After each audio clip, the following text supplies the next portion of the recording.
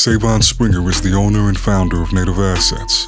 Any views expressed by Sae'Von or his guest are their own thoughts and opinions and do not reflect the opinions of Native Assets or the guest's respective employer. Any guest appearance by representatives of Web3, NFT, crypto, or any other kind of organization does not constitute an endorsement by Native Assets or the guest's respective employer. This podcast is for informational purposes only and should not be mistaken as financial advice. Always conduct your own due diligence and consult a qualified professional when considering any investments of any kind.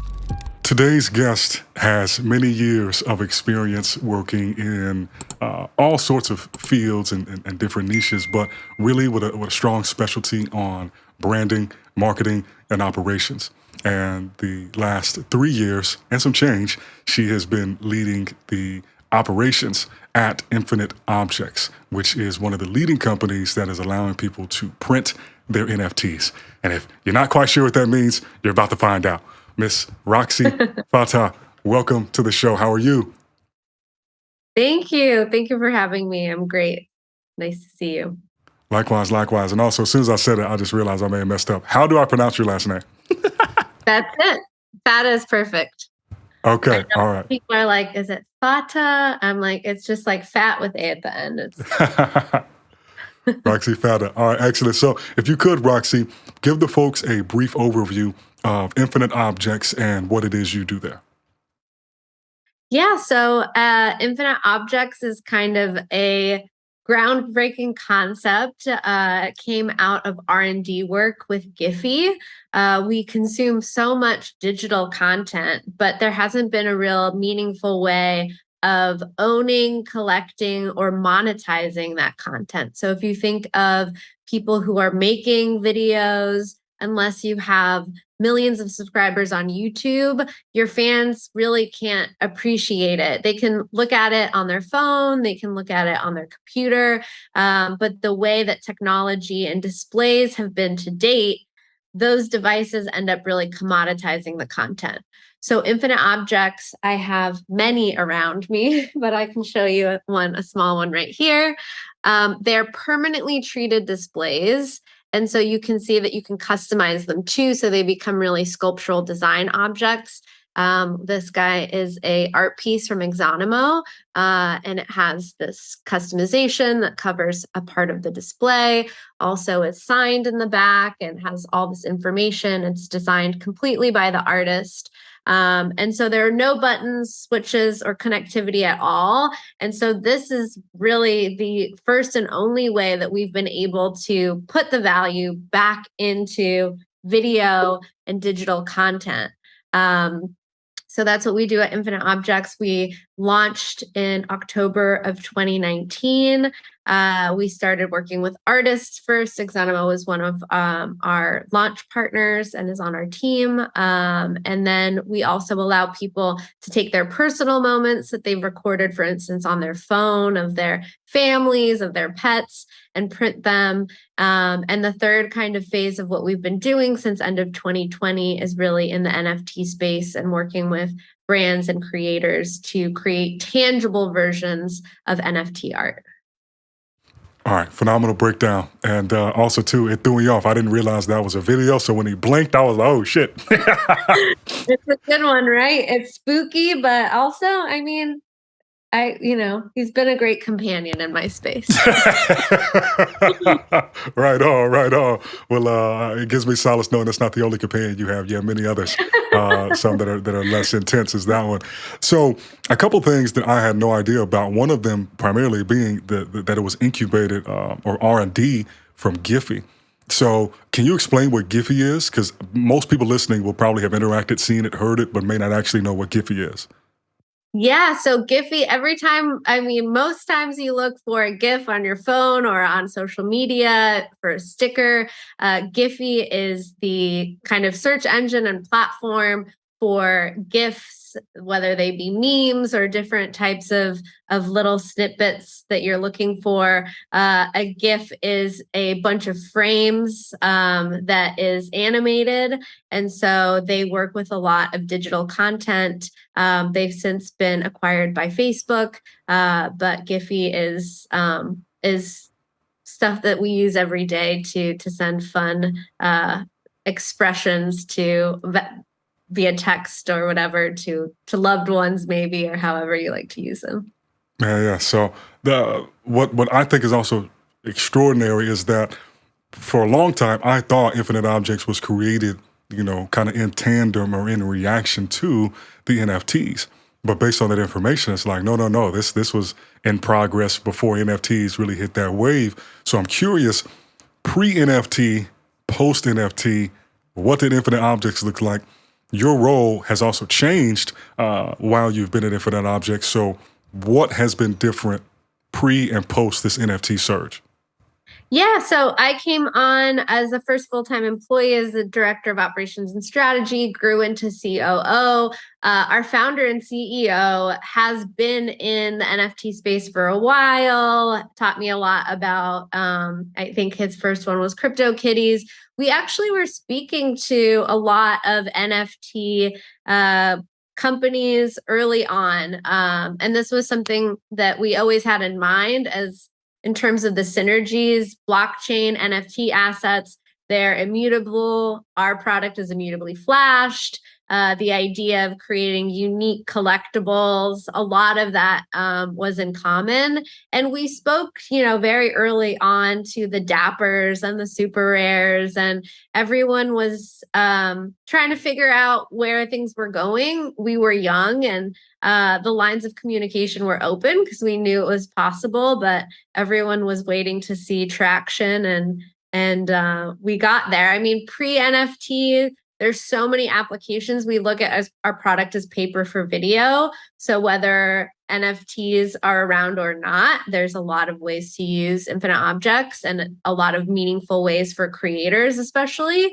But with NFTs, it's great because we are huge believers in the technology around NFTs and Web3. In the future, financial transactions, legal documents, we will be using Web3. There is a lot of speculation around it, but we're big believers in that technology. And we love how unique it is that the technology is becoming commonplace to people and part of lingo with art leading the way. The technology and decentralization of blockchain lends itself to so many different uses, but how beautiful that art, whether you feel like it is worthy of being called art or not, and your opinions, but everybody always has opinions on art, has led the way. And NFTs are a lot of the first thing people learn about this technology. And if we can help introduce people to something, a new technology that's going to be really beneficial to creators and security, we take that seriously, and we're very happy to be able to get people familiarized with that technology.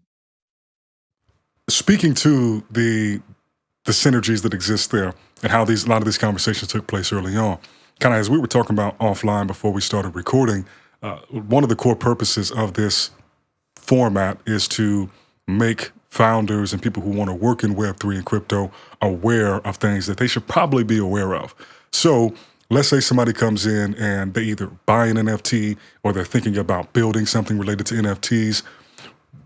Can you break down for them, and you did a little bit of this earlier, but the value proposition of getting something like an Infinite Object made for their NFT, and then that might segue us into a button, a widget that you all are working on. Yes. Oh my God, there's so much to say there, because I think that my background is not technology. I've been, working with amazing people with huge brains that help me understand what this Web3 stuff is. And they've been very patient with me.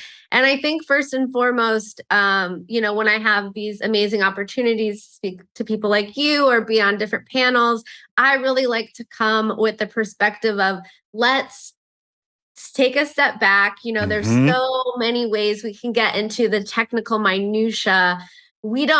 I don't know how the internet works, but I've been using it since dial-up. And I think sometimes we forget that with Web3, so many people get very technical, and I think it ostracizes people and it doesn't make the space inclusive. So I think first and foremost, if you're interested at all, please do not be intimidated. Please ask questions. There are no stupid questions. It's confusing. And if anyone pretends they understand everything, they are lying. Do not be intimidated. So I think the first step is just to come in knowing that it's quite confusing and it's going to take some time, but you've got it.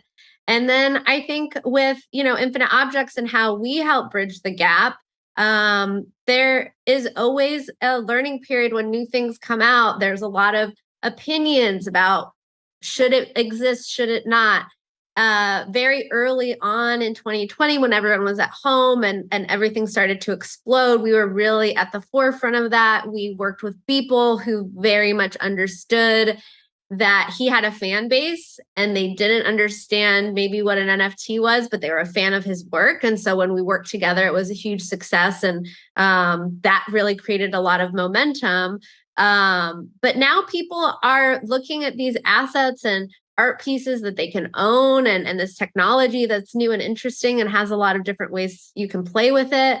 And they're choosing things they like and they're supporting artists and deciding to collect visuals that they want to see more. And so if you think about things going from very transactional to where people were just buying an NFT to sell it and flip it and see how much they could make from it, to now people understanding like, oh, this can be applied to a lot of different types of content. And you see brands from like Gucci to artists, like from the fine arts coming into the space. People are actually being really thoughtful about what they're collecting because they love it. And if you love something that's visual, we believe you should be able to look at it all the time. And that's what you're able to do with an infinite object. And I think that it adds value to the art and the experience overall. How are you seeing companies or conferences use infinite object in activations? Because did you happen to be a consensus this past year in Austin?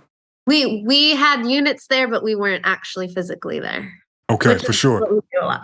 Yeah, I mean, you can't be everywhere, right? So I was there. I didn't get to go to the viewing because the first day I was there trying to get into it, I didn't have the special pass to go look. But I think this is becoming more commonplace for people to use something like this at a gallery. So part of my question is, how are you seeing it used in activations? And then the second one is, how do you kind of communicate the value prop of doing something with an infinite object, which might cost more to set up because of kind of how it's designed, versus some of these locations or conferences being like, no, fuck it, let's just get a couple of these $200 TVs and then just beam it to it.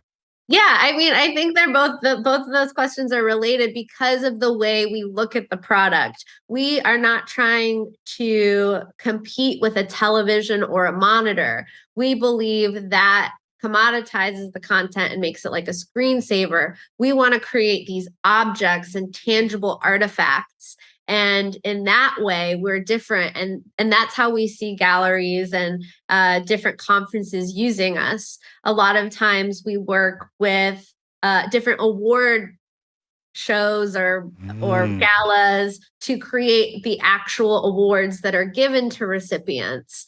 We'll create gallery style settings where the objects are on plinths and you can walk around them, and the back also is designed and has an artistic element to it as well. We went to Miami Design in Basel, Switzerland with Snowfro, and we created this giant cube that had 25 infinite objects on each side. There were 100 total chromey squiggles.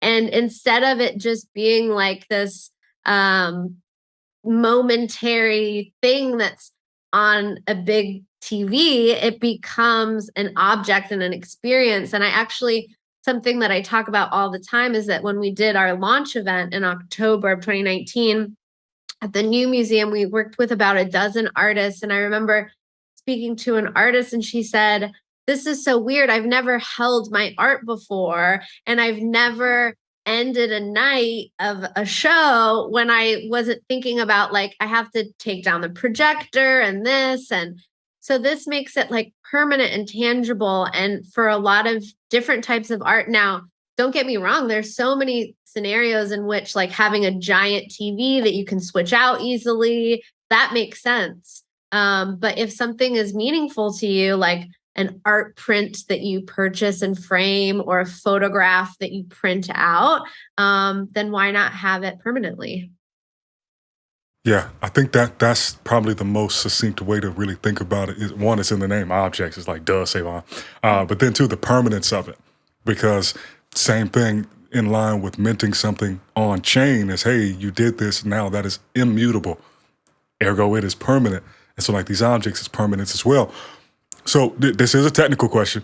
Okay. If somebody, because I'm thinking about this too for my own projects, but if somebody, like let's say the artist comes in and they mint a piece with an infinite object, is there something going on in y'all's system on the back end that says, hey, this NFT was minted, so no other infinite objects can be created with this specific NFT? And so how does that all work? Like, how do we keep somebody from just taking my JPEG off OpenSea, minting it, even though I own it? This is a great question. Yeah. So we were brought up with artists, we exist for artists. And so a lot of the things we've done in the NFT space, we've done the long way. So after we worked with Beeple, because we allow people to upload their own videos on our website, we saw tons of people coming on and uploading artwork. And we had to be like, all right, I mean, these are a lot of orders, but this is not who we are. And we're going to cancel all of them. And how are we going to figure out? Yeah. How are we going to be true to who we are and put the power in the hands of the creators? And so we created an artist registry. And if with your creator wallet, you can provide us permission to print your work that your collectors have.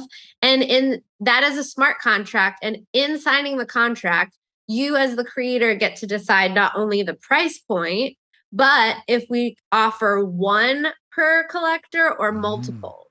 So you get to decide how that IP is figured out and how many are made. In addition to that, each IONFT print comes with a QR code on the back that when you scan it leads to the asset on chain, so you can see all of the metadata related to it.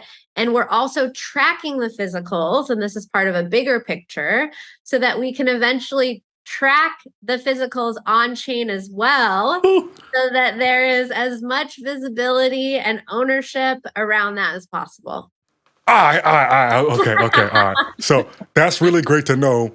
And to your point, I imagine that was a very difficult decision to make. Like, shit, do we get like a sporadic investment like round off of these orders? Or do we say no? Because you can't, it's hard to unwind it at that point.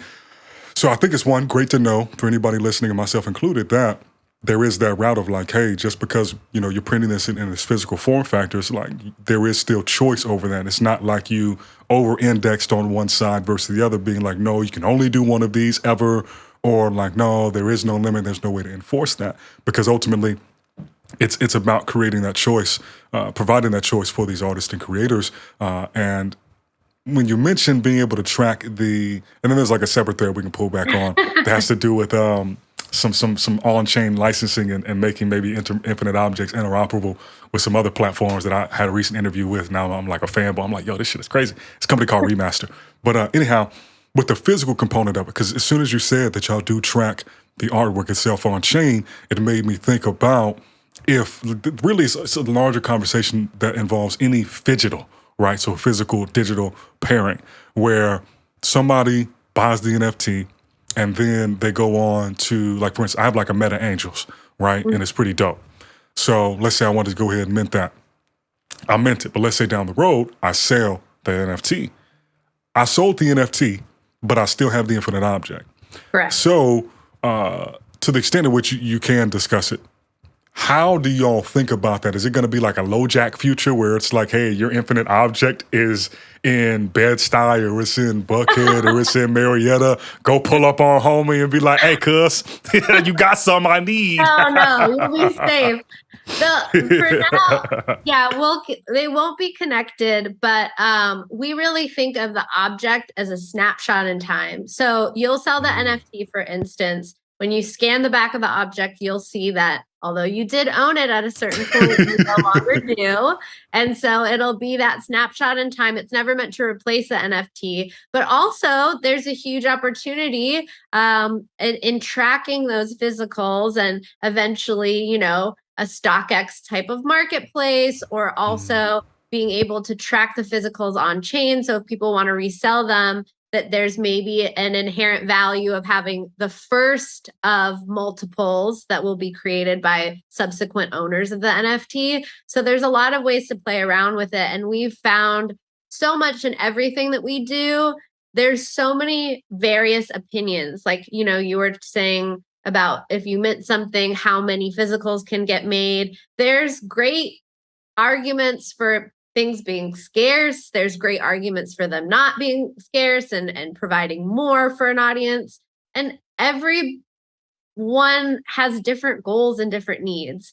And we're here to create not only just the hardware, but the software that enables that helps you make those decisions as a creator. And we're constantly getting feedback. Everything that we're building is based on the feedback that we've gotten in terms of what creators and brands are looking for. And so that's a really exciting process. And there's so much to still figure out. And we do it in a collaborative way, which is really important to us.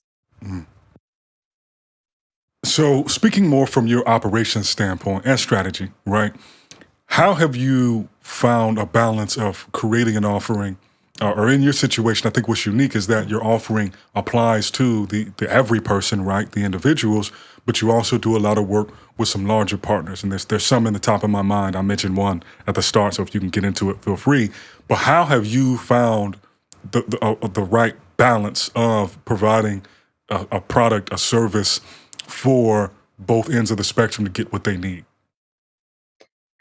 Yeah, honestly, it's interesting to work around a product that's like an invention. It is an easy sell for a lot of people. I'm not a salesperson, but it's just so lovely to talk through people's projects and what they need, and being able to cater to really like amazing, well-known artists and brands, but also work with emerging artists to create value is just really like a very exciting thing to do. Strategically, when we started out, like obviously we have this really unique opportunity of tapping into existing audience spaces. And that's kind of like how everything with Beeple came about, because it's such a great case of a creator working every day at making something, and the most that they could do was like post it on Instagram and people would like it and comment.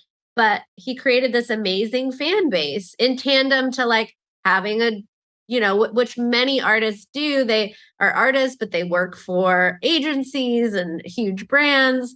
And so strategically, we thought, hey, we have this product that it solves a problem and kind of closes the loop, right? Like if I loved someone's Instagram account that I was going on every day and I loved the visuals, of course I would want to buy it. Like that's what I would want to do. It wouldn't be something that I would have to be convinced about.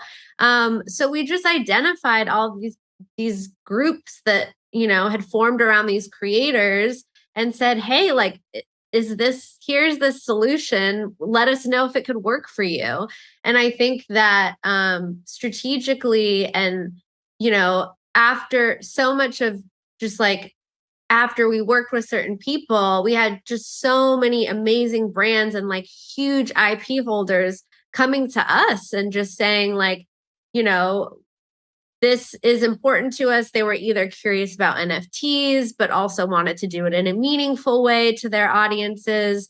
Usually to date, we're used to collecting things. And when we buy something, we really like receiving it in the mail and opening up and showing it off. So I think that hearing the needs from both bigger partners and how we could use their success and their like the strategies that we've iterated with them on to help out emerging artists and creators.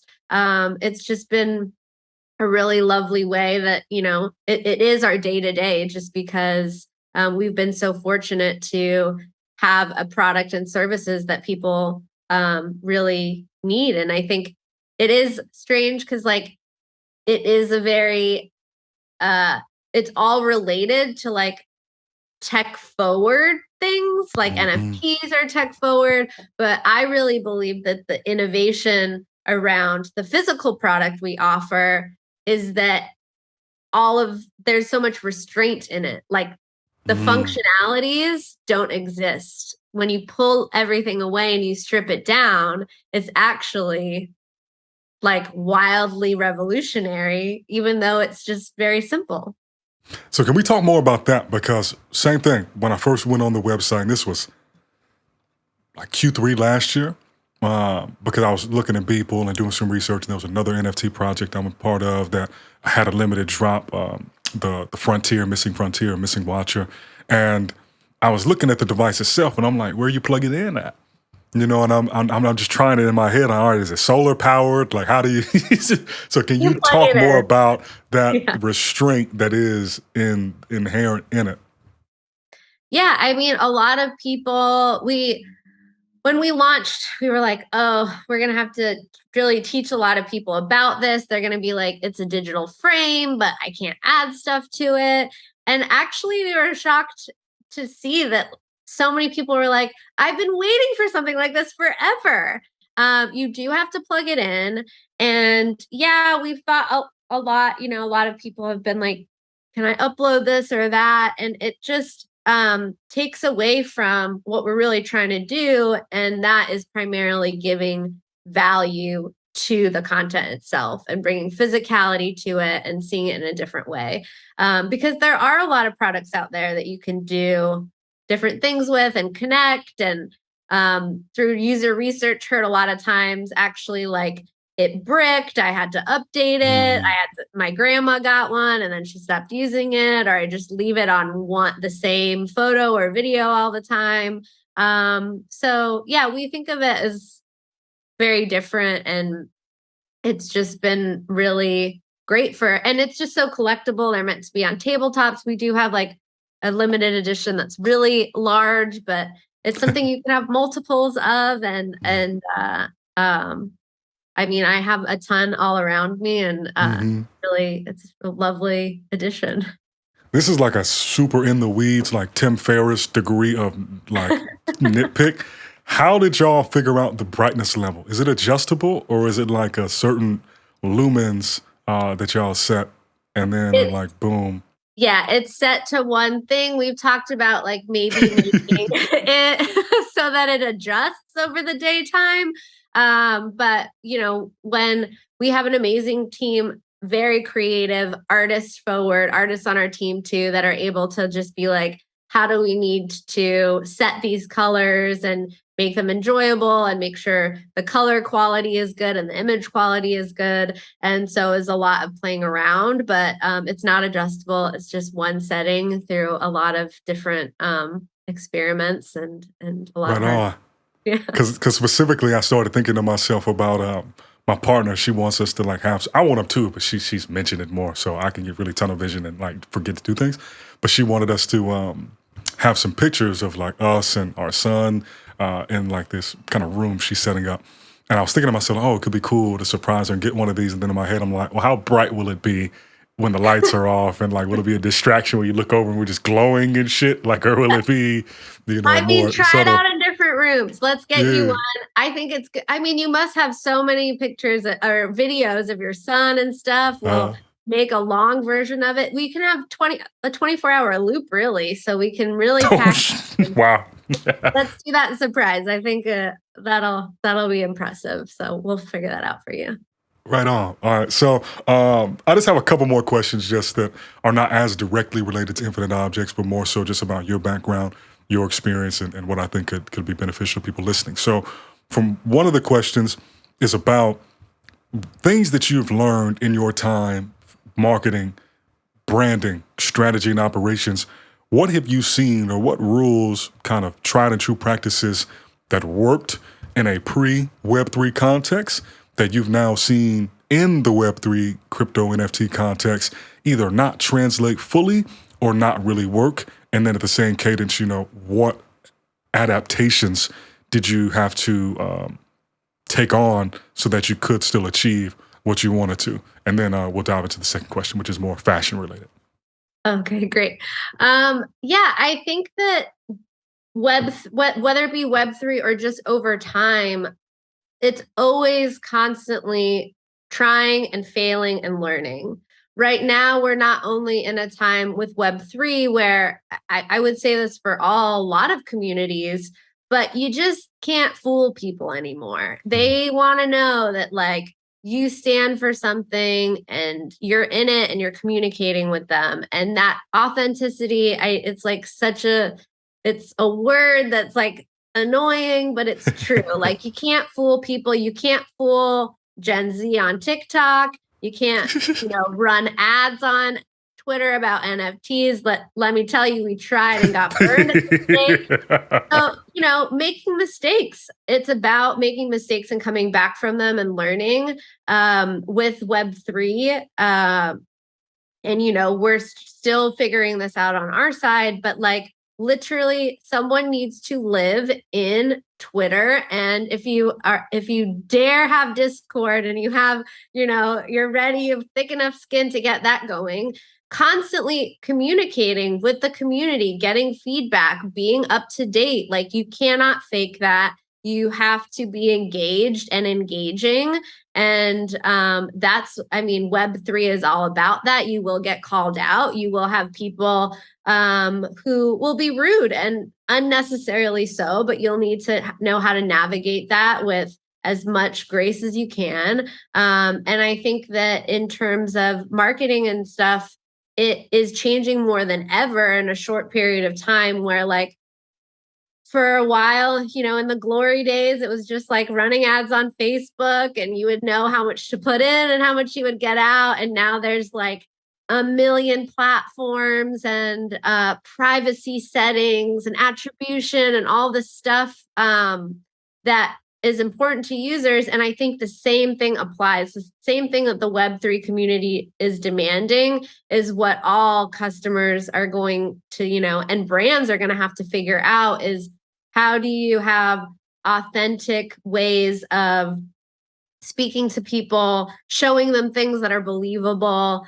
Honestly, I've said it before, but we have a product, we're not selling like another, I don't know, granola bar or something where we have to convince people it's better. We have this like amazing invention, and it is who we are to like support artists and a great part of what we do. So we're really fortunate to be involved in something that, is not hard to sell. It's just about letting people know about it. And if it's for them, whether they want art or their own moments, that this exists, and you can, you can buy one.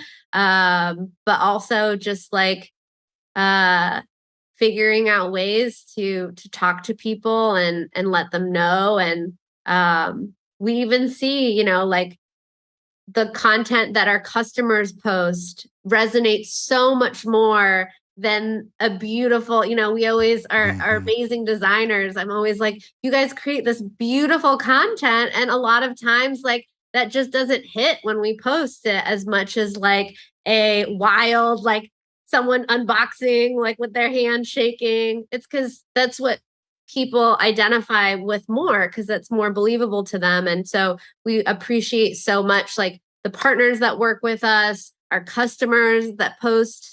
Those are like what really resonates with people and what makes the difference. That makes a ton of sense. And I think that it's very well stated that that's an across the board thing that people are seeing is we are moving from this hyper-produced, scripted, sold sort of thing where people just want to experience somebody else's perspective. And the rawer that can be, often the closer it feels to real life and the more grounded. And I think that that's probably in some sort, just a lot of history is, something's one way, and so then there's an overreaction to it, so then things rubber band the other way, and then you might wind up somewhere in the middle. But because so much time is spent on screens, on the computer, online, on social media, seeing those raw moments can make it feel more like you're in real life and not on, the internet or like this digital universe. So then, to bring it right back to the digital universe, you went to school, at least in part, for fashion. Is this correct? Okay. So NFTs up to this point have really what popped off crazy was Bored Apes running up from point something ETH to god dang on hundreds of ETH. If only. Yeah. Every time I see what month it was that it was at the price, like bullshit, can't be, because I was on OpenSea. No way. I know. Just denial. I was being like, did you see those monkeys? Yeah. No, I'm just max cope, as they say. But I make that point that things really kicked off with the profile picture meta genre, and then a bunch of kind of new flavors on profile pictures. But I think more and more what I'm noticing is that projects are wanting to get deeper into storytelling. And with that is this whole idea of decentralized content. So whether it be Jenkins the Valet writing a book or other projects whose purpose it is to go out and create decentralized franchises and content production studios. So in that whole realm, and especially with something like Ready Player Me raising a crazy round last week, I'm curious if you have any thoughts or perspective on where fashion and wearables fit in to where things are going with NFTs and the metaverse as someone who has a lot of context with real-world fashion. Yeah, I think there's two ways of looking at it. We look at it as another mode of, physical item being related to the NFT in terms of like the possibilities of tracking it and provenance on the garment itself and what that could look like. And then we also see, brands in fashion, whether it's a metaverse fashion show or creating art. We have everything from like a Dolce & Gabbana metaverse fashion show to a Gucci super rare collection of art. I think that fashion is always so intertwined in art, and it's maybe sometimes less obvious to people who are not in the space as much. And I think that this is an opportunity for fashion brands and fashion lovers to see more of how those worlds collide in an obvious way. And so I think that it is an obvious use case, and we'll see more and more of it. And I think it will be a nice way for more people and more of the populace to kind of understand how things are thought through. I think with fashion, when you're really in it, it'll be like, oh, this collection was inspired by this Roman art piece, and most people are like, oh, this is what do you mean? It's nonsense. But it would be a nice way to kind of just I think all transparency and just like collaborations. And also in fashion, we're seeing what I think is a very confusing, I always say, is this couture or Canal Street? Because you'll see like a collaboration between like Adidas and Gucci, and you're like, is this real, or did like someone are they just selling it out of the back alley?